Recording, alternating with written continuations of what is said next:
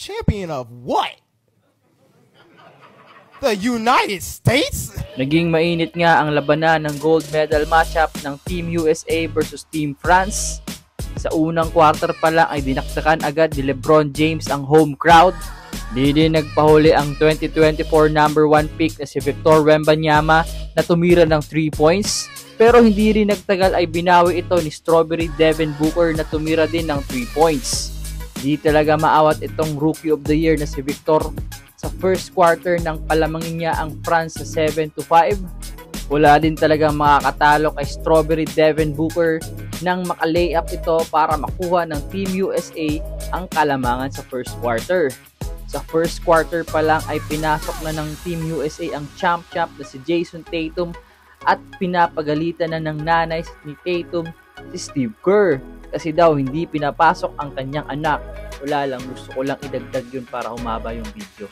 Natapos ang first quarter sa 20-15 pabor sa koponan ng Avengers. Sa second quarter naman ay di pa din talaga nagpapatinag ang koponan ng Team USA at napapanatili nito ang kalamangan.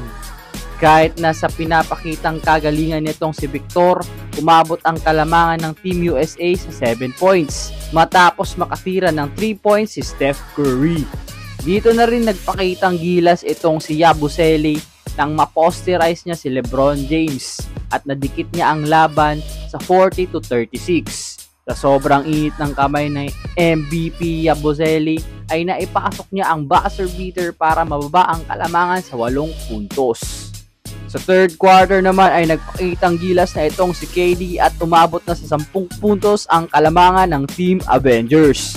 Sa tulong nga ni LeBron James, Embiid at Curry ay lumobo na ang kalamangan sa 14 points pero hindi pa rin talaga papatinag ang French bread at humabol sila para mababa ang kalamangan sa 6 na puntos.